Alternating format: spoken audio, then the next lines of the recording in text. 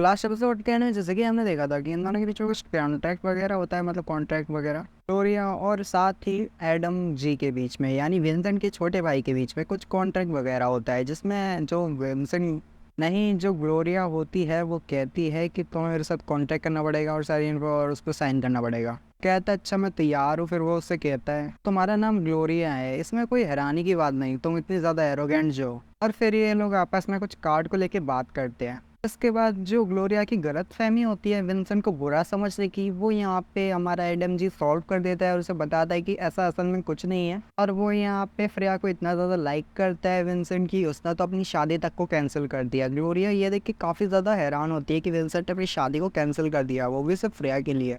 एक विला में सीन दिखाया जाता है जहाँ पे विंसेंट होता है फ्रेया के साथ। फ्रेया सो के उठती है, विंसेंट कहता है तो तुम उठ गई? कहती है मैं काफ़ी ज़्यादा थकी हुई हूँ और मेरे को उठने का मन ही नहीं कर रहा। विंसेंट कहता है तुम थोड़ा और सो जाओ और ब्रेकफास्ट मैं बना देता हूँ। फिर वहाँ से उठ के जाने लगता है। फ्रेया पीछे से कहती है क्या तुम्हें खाना बनाना आता भी है?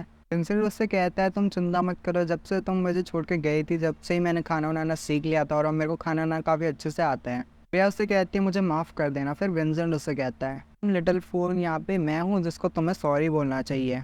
जो फ्रेया होती है विंसेंट की उंगली को पकड़ते हुए कहती है अब से हम दोनों के बीच में कोई किसी को सॉरी नहीं बोलेगा। फिर विंसेंट उसे किस करते हुए कहता है अच्छा ठीक है।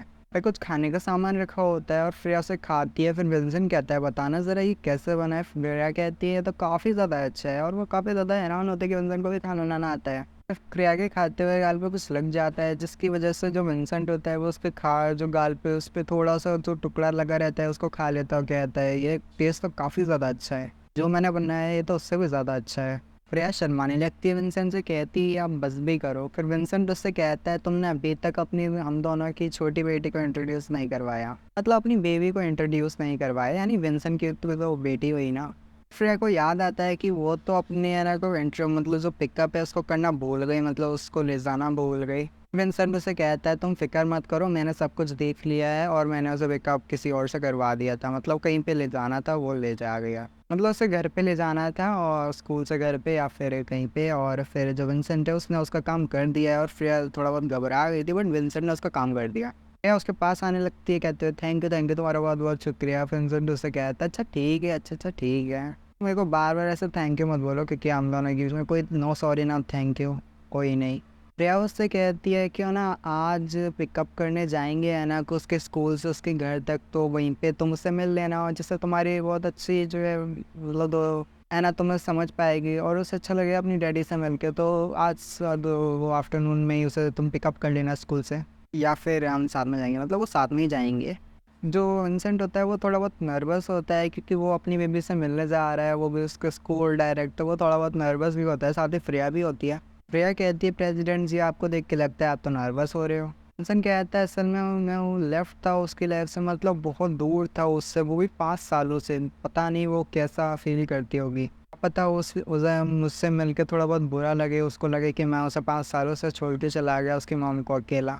प्रिया कहती है चिंता मत करो हमारी बेबी ऐसी नहीं है, वो काफ़ी ज़्यादा क्यूट है और वो समझ जाएगी और वो तो तुम्हें काफ़ी ज़्यादा लाइक मतलब वो करेगी, तुम्हें काफ़ी ज़्यादा लव करेगी क्योंकि तुम भी उसकी तरह काफ़ी ज़्यादा हैंडसम हो, मतलब उसकी तरह काफ़ी ज़्यादा क्यूट, और वो तो तुम्हें ऑलरेडी लाइक करती है क्योंकि तुम उससे तो मिल चुकी हो ऑलरेडी। वो हैना होती है, वो फ्रेया को देखती है और काफ़ी ज़्यादा हैरान होती है और कहती है फ्रेया मम्मी आप उस टाइम क्यों नहीं आए थे? और यहाँ पे आप लोग हैरान हो रहे हो किस टाइम पे, तो मैं आपको याद दिला दूँ जिस टाइम पे फ्रेया निकली थी अपनी ऑफिस से वो ले जाने के लिए, पर उसको बीच में विंसेंट के आदमियों ने किडनैप कर लिया था। इसी वजह से वो फ्रेया हैना को पिकअप करने नहीं जा पाई और हैना उससे पूछते कि कल रात आप कहाँ पे थी, आप तो आए नहीं थे। फ्रेया उससे कहती है बेटा मुझे माफ़ कर देना, मैं नहीं आ पाई, मुझे कुछ अर्जेंट काम था इसकी वजह से लास्ट नाइट में नहीं आ पाए। हैना पूछती है मामा ये कौन है जो आपके पीछे खड़े हैं? विंसेंट कहता है क्या तुम्हें हम तुम मुझे क्या बोल गए, तुम्हें याद नहीं कि हम पहले एक बार मिल चुके हैं? है ना कहती है अच्छा मुझे याद आ गया, आप तो वही हैंडसम अंकल हो ना जो उस टाइम पे मम्मा को घर छोड़ने आए थे। फिर यहाँ पे ऐना पूछती है आप तुम फ्रेया, जो ऐना होती है वो पूछती है हैंडसम अंकल आप मम्मा के साथ क्या कर रहे हो, आप यहाँ पे क्यों आए थे? यहाँ पे जो विंसेंट होता है वो कहता है तुम ही गेस कर लो क्या कि मैं यहाँ क्या कर रहा हूँ और आखिर क्या चीज़ है जिस वजह से मैं यहाँ पे आया हूँ। विंसेंट फ्रेया जो है ना होता है उससे कहता है अगर तुम गेस कर लेते हो कि अगर मैं कौन हूँ और यहाँ पे क्या चल रहा है, और फिर मैं तुम्हें मैकडोनल्ड्स में ट्रीट करवाऊँगा। तो ट्रीट दो यानी कुछ खाने के लिए मैकडोनल्ड्स में ले जाएंगे। ना होती है, वो कहती है अगर आप मेरी डैडी बनना चाहते हो तो अगर आप मुझे मैकडॉनल्ड में खाना खिलाने के लिए ले जा रहे हो तो ये बिल्कुल भी इनफ नहीं है, मतलब बिल्कुल भी ज़्यादा नहीं है। मतलब आप मैकडॉनल्ड में मुझे खाना खिलाने के लिए ले जा रहे हो तो ये काफ़ी नहीं है। यह वैना को उठा लेती है और कहती है तो तुम्हें और क्या चाहिए। मैं कहती है मैरिज लाइसेंस और सुपर ग्रैंड वेडिंग पार्टी करके, मतलब सुपर ग्रैंड वेडिंग पार्टी चाहिए उसको, और साथ ही जो उसकी मामा यानी श्रेया है उसके साथ हमेशा खुश रहना पड़ेगा और एकदम ठीक से दोनों को रहना पड़ेगा, मतलब काफ़ी खुशी वाली लाइफ। दोबारा कभी मम्मा को छोड़ के नहीं जाना है आपको। श्रेया उसके गाल पे ऐसे उंगली को टच करती है और कहती है कि तुम्हें ये सब किसने सिखा दिया है ना। ऐना कहती है मुझे ग्लोरिया मम्मी ने इसके बारे में बताया है और तुमने काफ़ी ज़्यादा सफ़र किया है तो मैं तो बस इनको टेस्ट कर रही थी। विंसेंट कहता है हनी मुझे माफ़ कर देना और अब मैं तुम्हारी पूरी फैमिली को लव करूँगा और किसी को भी नहीं छोड़ूँ, मतलब सबको लव करूँगा वर्क करके। मम्मा का भी ध्यान रखूँगा और हम सब साथ में हैप्पी लाइफ जिएंगे और अब मैं बिल्कुल भी किसी को छोड़ के नहीं जाने वाला। श्रेया से नीचे उतर के आती है ना और उसके पास जाके कहती है विंसेंट के क्या ग्रैंड माँ और ग्रैंडपा भी। विंसेंट कहता है हाँ बिल्कुल मैं सबको लव करूँगा और ग्रैंडपा और ग्रैंड माँ को भी, क्योंकि इन साल ये 5 साल पहले तक कितना ज़्यादा मेरा मतलब मेरी वाइफ और मेरी बेटी का कितना ज़्यादा उन्होंने अच्छा ख्याल रखा है ना। उसे अंकल कहती है और कहती है अंकल आप तो काफ़ी कूल हो, अभी आप मेरे डैडी नहीं हो। विंसेंट कहता है तुम नोटी गर्ल, पहले तो मैं यहाँ पे मैरिज लाइसेंस, फिर एक ग्रैंड सुपर वेडिंग पार्टी, उसके बाद फिर तो मुझे डैडी कह सकती हो। कह सकती नहीं मतलब क्या ना। ये लोग मैकडॉनल्ड्स में बैठे होते हैं कुछ खाने के लिए, यहाँ पे एक बंदा आता है और फिर वो कहता है मेरी लीडर स्टूडेंट, मैंने नहीं सोचा था कि तुम मुझे यहाँ पे खाते हुए मिलोगी, मतलब मैंने एक्सपेक्ट नहीं किया था कि तुम मुझे यहाँ पे मिलोगी या फिर मैं तुम्हें यहाँ पे मिलूंगा, सॉरी। मैं यहाँ पे नीचे उतरती है, उस अंकल के पास आती हूँ, उनका हाथ पकड़ते हुए कहती है बिग बियर्ड क्या तुम भी यहाँ पे आए हो। फिर जो वो होती है फ्रेया वो उससे कहती है ना ज़रा दे मतलब ना बिहेव योर सेल्फ करके, यानी वो जो फ्रेया है वो कहना चाहती है कि तुम ज़रा अपने बिहेव को देखो कि तुम है ना कैसे बात कर रहे हो, ठीक से वहाँ पे बैठ के बात करो और अपने टीचर को टीचर बोलो ना कि बिग बियर्ड। उसके टीचर होते हैं वो कहते हैं आप बिल्कुल ही फिक्र ना करें, ऐसे थोड़ा इंटीमेट लगता है और जो स्टूडेंट और टीचर है उनके बीच में हमें ऐसे दोस्ती देखने को मिलती है, यानी वो बिल्कुल मतलब इंटीमेट लग रही है, मतलब जैसा आप समझो। रहना उसे बिग बियर्ड कहे तो उसमें ज़्यादा बुरा भी नहीं लग रहा, यानी वो एकदम फील अच्छा है उसका, यानी उसके टीचर का।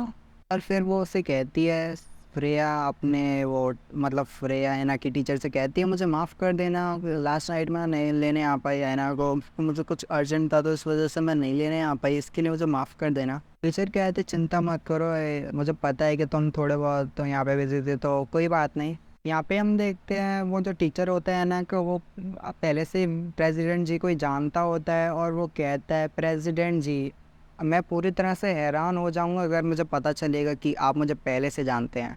और यहाँ पे विंसेंट उसके बारे में जानता होता है, कहता है ड्यूजी सन ऑफ वेंजो, जो कि एक्स प्रेसिडेंट जी ग्रुप है, यानी ये जो बंदा है जो एना का टीचर है वो इनके एक्स प्रेसिडेंट का मतलब बेटा है। उसका पहले तो विंसेंट उसका नाम बताता है, फिर उसके जो फादर होते हैं वो एक्स प्रेसिडेंट थे, मतलब जी ग्रुप के एक्स प्रेसिडेंट। वो बंदा प्रेसिडेंट जी के पास आते हुए कहता है कि आपने तो बहुत अच्छे से गैस किया, आपके पास तो बहुत स्ट्रॉन्ग मेमोरीज है, मतलब आपने तो बहुत अच्छे से याद कर लिया कि आप मैं कौन हूँ और आपने मुझे याद कर लिया। मैं काफ़ी ज़्यादा हैरान हुआ और मैं और भी ज़्यादा हैरान हो जाऊँगा कि आप इस चीज़ को और भी एक्सप्लेन करें उन चीज़ों को। तो फिर यहाँ पे विंसेंट उससे कुछ कंपनी के बारे में बात करता है, उससे कुछ बताता है, वो और भी ज़्यादा हैरान होता है और फिर कहता है आपने तो बिल्कुल अच्छे से एक्सप्लेन किया, आपका थैंक यू, और मैं इसको जोड़ने की कोशिश करूँगा फिर हुआ क्या था। और इसके बाद वो वहाँ से अपनी स्टूडेंट को बाई करके यानी एना को बाई करके चला जाता है। विंसेंट अभी को सोच रहा होता है कि फ्रेया उससे कहती है, फ्रेया जो है विंसेंट से कहती है कि अभी भी मुझे मॉम डैड का टेक्स्ट आया, वो कह रहे हैं कि मैं एना को लेके जल्दी ही घर पे आ जाऊं और वो मिलना चाहते हैं एना से। विंसेंट जो होता है फ्रेया को पकड़ लेता है और फिर कहता है चलो फिर मैं ड्राइव करके घर तक चलते हैं साथ में। देखते हैं विंसेंट उसे घर तक छोड़ देता है, फिर इनके बाद वो यहाँ से जाने लगता है। फिर उसे अचानक से रिंग रिंग आवाज़ आती है, यानी नैन्सी ज़ाओ का फ़ोन आता है, यानी उसकी फियांसी का, जिसको उसने अब ठुकरा दिया है और उसे मना कर दिया है शादी के लिए, कैंसिल कर दिया, शादी भी कैंसिल कर दी, तो वो नैन्सी ज़ाओ उसे फ़ोन कर रही है। हम देखते हैं एक जगह पर जहाँ पे विंसेंट अपनी गाड़ी रोकता है और उसे नैन्सी ज़ाओ के बार और फ़ोन आ रहा होता है। विंसेंट जो होता है उसके मन में सोच रहा होता है, वो बार बार कॉल कर रही होती है, मन में सोच रहा होता है आखिर इसकी हिम्मत कैसे हो रही है, इसको लगता है कि मैं इसको दोबारा से फ़ोन करूँगा या इसका कॉल का आंसर करूँगा। बार बार फ़ोन बज रहा होता है, वो बार बार पे फ़ोन करी जा रही होती है। विंसेंट काफ़ी टाइम से उसको देख रहा होता है, वो बार बार फ़ोन करी जा रही होती है। अब विंसेंट को गुस्सा आता है तो वो फ़ोन उठा के उसे चिल्लाते हुए कहता है, आखिर दुनिया में चल क्या रहा है, तुम्हें आखिर चाहिए क्या मुझसे, ये बताओ, तुम बार बार उसको फ़ोन क्यों किए जा रही हो। सीधा रो रही होती है और रोते उसको जवाब देती है, विंसेंट आखिर तुमने उस लड़की ने ऐसा क्या देख लिया जिसकी वजह से उसने तुम पे जादू टोना कर दिया या तो वो पागल कर दिया पूरी तरह से। हम तो 20 सालों से एक दूसरे को जानते हैं और काफ़ी ज़्यादा अच्छे वाले वो हैं, और अब तुम यहाँ पे वो ऐसे किसी और लड़की जो कि तुमसे 5 साल पहले मिली थी और वो भी कुछ ही टाइम के लिए, और तुमने उसके लिए अब उसके लिए तुम पागल हो रहे हो और उससे शादी करना चाहते हो, जबकि मैं तो तुम्हें बहुत सालों से जानते हो। तुम आखिर ऐसा कैसे कर सकते हो विंसेंट। इसके साथ ही वाला एपिसोड ये भी खत्म हो जाता है। बाय।